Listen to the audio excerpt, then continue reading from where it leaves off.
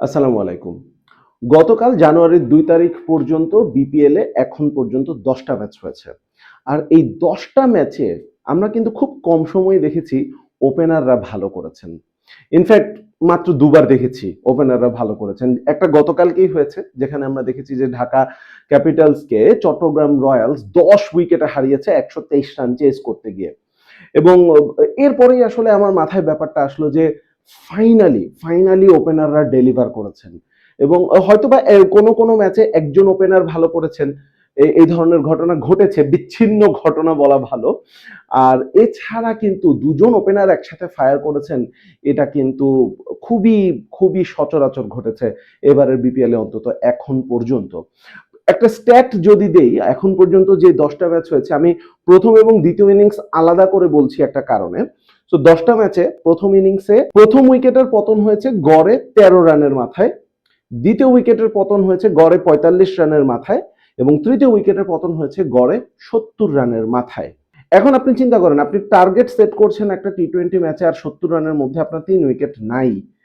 এটা কিন্তু খুব ভালো খবর না আপনার জন্য এবং এইখান থেকে আপনি কিন্তু অনেক বেশি দূর যেতে পারবেন না। দ্বিতীয় ইনিংসের কথা যদি আমরা বলি, চিত্রটা একটু বেটার, অনেক বেশি না। এখন গতকালকে যেহেতু প্রথম উইকেটের পতন ঘটেনি চট্টগ্রাম রয়্যালসের, সুতরাং সেটাকে আমরা ধরতে পারছি না। বাকি যে ৯ ইনিংসে যেখানে অন্তত প্রথম উইকেট পড়েছে, সেই ৯ ইনিংসে গড়ে ২০ রানের মধ্যে তাদের প্রথম উইকেট পড়েছে, তার মধ্যে একটা কিন্তু ৯১ রানও ছিল। তো তারপরে বাকি রইল হচ্ছে যে ৯টা ইনিংস যেখানে ২ উইকেট বা তার চেয়ে বেশি পড়েছিল, সেখানে ৫৭ রানে দুটো উইকেট পড়েছে এবং ৮ বার মানে ৮টা ম্যাচে আমরা দেখেছি দ্বিতীয় ইনিংসে তৃতীয় উইকেটের পতন হয়েছিল বা তার বেশি হয়েছিল।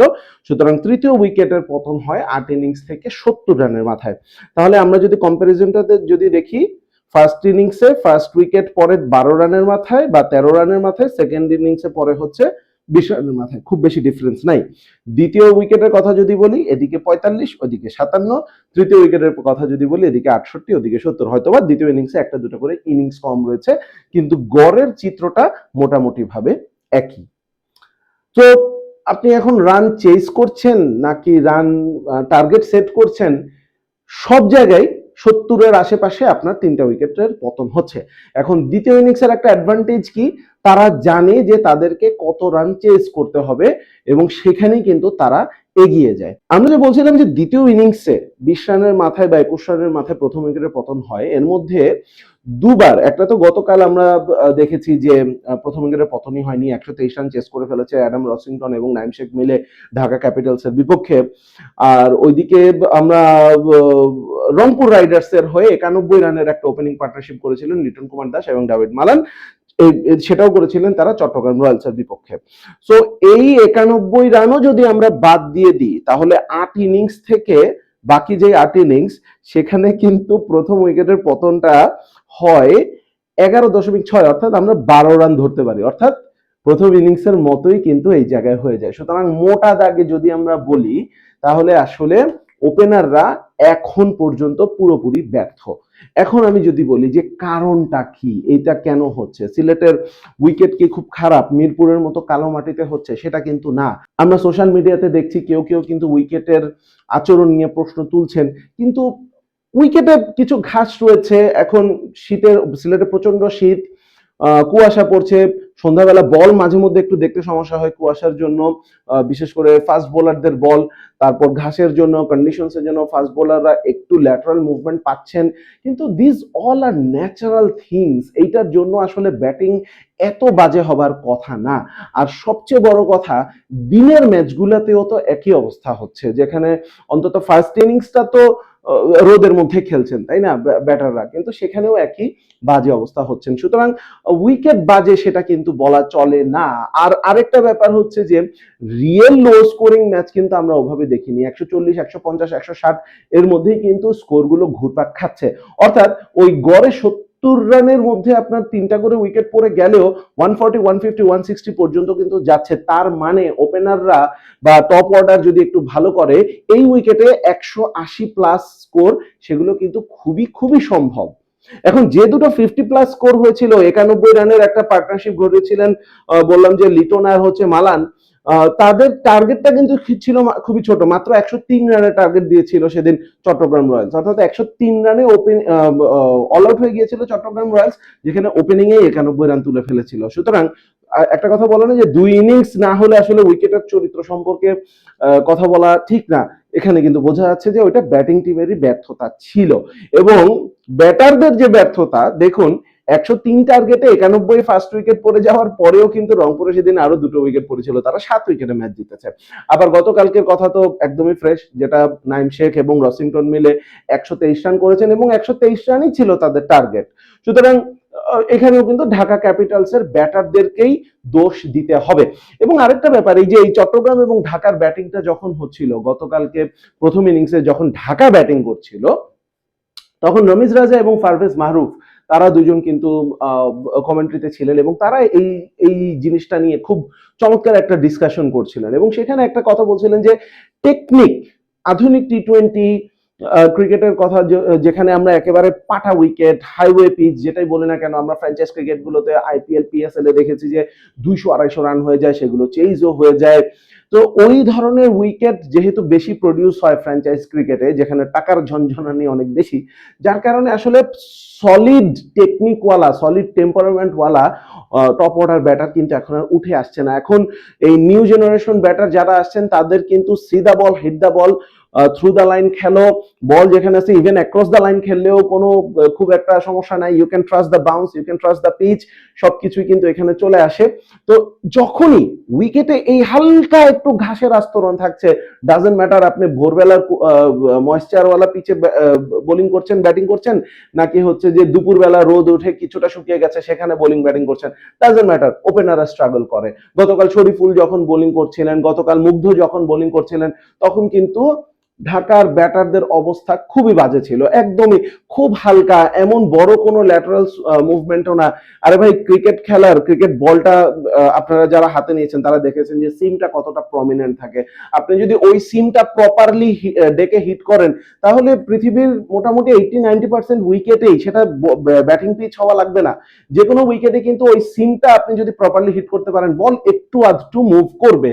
অনেকটা সেই ধরনের মুভমেন্টই হয়তো বা পাচ্ছিলেন গতকাল শরীফুল বা মুগ্ধরা, সেটাই কিন্তু সামলাতে অবস্থা কেরোসিন হয়ে যাচ্ছিল ঢাকার ব্যাটারদের, বিশেষ করে বলে ঢাকার ওপেনারদের। এবং ওই জায়গায় কিন্তু ডিসকাশনটা করছিলেন রমিজ রাজা এবং পারভেজ মাহরুফ, দুজনই এক্স ক্রিকেটার। এবং রমিজ রাজা সেই আমলের ক্রিকেটার যেখানে আসলে উইকেটের এত পরিচর্যা করা হতো না, উইকেট অনেক সময় ওপেন থাকতো, সেই 80s-90s খেলতেন এবং সেই দুর্দান্ত সব ফাস্ট বোলারদেরকে খেলেছেন। সুতরাং ওইখানে কিন্তু আপনাকে সার্ভাইভ করার জন্য আপনাকে টেকনিক্যালি সাউন্ড হতে হবে।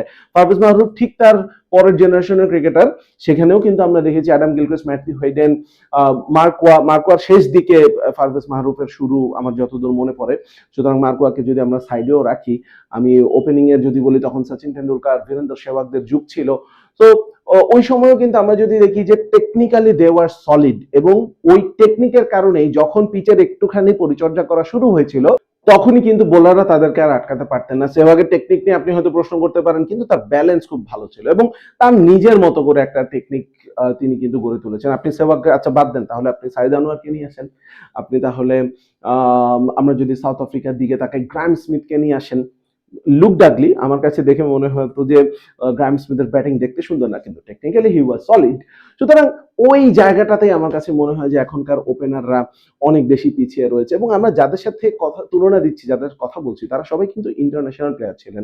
ওই ফ্র্যাঞ্চাইজ লিগে কিন্তু সবাই ইন্টারন্যাশনাল ক্রিকেট খেলা প্লেয়ারও না, অনেকেই কিন্তু শুধুমাত্র ফ্র্যাঞ্চাইজ লিগেই এখন পর্যন্ত খেলছেন এবং বিভিন্ন লিগে নজর কাটছেন।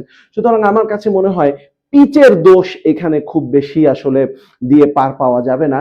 বিষয়টা আসলে টেকনিকের, এবং দ্বিতীয় বিষয়টা হচ্ছে টেম্পারামেন্টের। কারণ প্রথমে আমি যখন দেখছি বল একটু মুভ করছে, তাহলে আচ্ছা ঠিক আছে, আমি তাহলে নতুন বলের শাইনটা বা সিম যে এত প্রমিনেন্ট হয়ে রয়েছে, সেই জায়গাটাকে একটু রেসপেক্ট করি, সেই জায়গাটাকে একটু রেসপেক্ট করে একটু টিকে থাকার চেষ্টা করি। গতকাল দ্বিতীয় ম্যাচে লিটন কুমার দাস যে কাজটা করেছিলেন সিলেট টাইটান্সের বিপক্ষে, তো ও লিটন কুমার দাস এবং ডেভিড মালান, তারা কিন্তু আমরা দেখেছি যে দে ওয়ার চেজিং 145। তো তো ওই জায়গাটাতে তারা কিন্তু প্রথম দিকে সময় নিচ্ছিলেন। মালান যদিও আউট হয়ে গিয়েছেন, কিন্তু লিটন একটা মোটামুটি 30+ স্কোর করে গিয়েছেন, 25 বলে 35 এই ধরনের একটা স্কোর কিন্তু করে গিয়েছিলেন।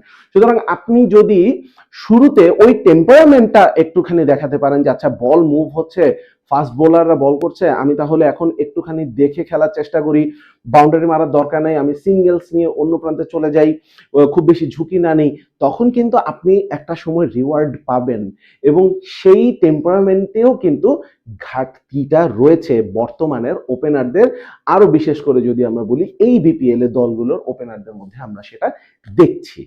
সুতরাং ওপেনারদের জন্য আমার মনে হয় টিম ম্যানেজমেন্ট গুলা এই ধরনের মেসেজই দিবে যে টেকনিকের যে ঘাটতি রয়েছে বা টেকনিকের যে চেঞ্জেস গুলো প্রয়োজন, সেটা তো রাতারাতি ওভারনাইট করা সম্ভব না, কিন্তু মাথাটা একটু খাটায় খেলো বাবা, টেম্পারামেন্টটা একটু দেখো, যখন দেখো বল মুভ করছে, একটা দুটো তিনটা ওভার বোলারদেরকে দাও। 3টা ওভার বোলারদেরকে দিলেই টি-20 ম্যাচ তো বোলাররাও কিন্তু তখন একটুখানি উইকেট যদি না পায় তারাও কিন্তু আস্তে আস্তে লাইন হারানো শুরু করবেন। সুতরাং বাকি 3 ওভারে কিন্তু একটা বড় ওভার আসলেই ওই পাওয়ার প্লেতে ঠিকই কিন্তু 40 রান পর্যন্ত হয়ে যাবে। আর পাওয়ার প্লেতে আপনি যদি 40-45 রান করে ফেলেন without losing too much wickets, তখন কিন্তু দিন শেষে ওই 20 ওভারের ইনিংসে, 20 ওভার শেষে আপনি কিন্তু 180+ পর্যন্ত যেতেই পারেন। সো ভিডিওটা যদি ভালো লাগে অবশ্যই আমাদের সাথে থাকুন, আমাদের চ্যানেলটা সাবস্ক্রাইব করুন এবং আপনার মতামত কি এই বিষয়ে সেটা অবশ্যই কমেন্টে জানাতে কিন্তু ভুলবেন না।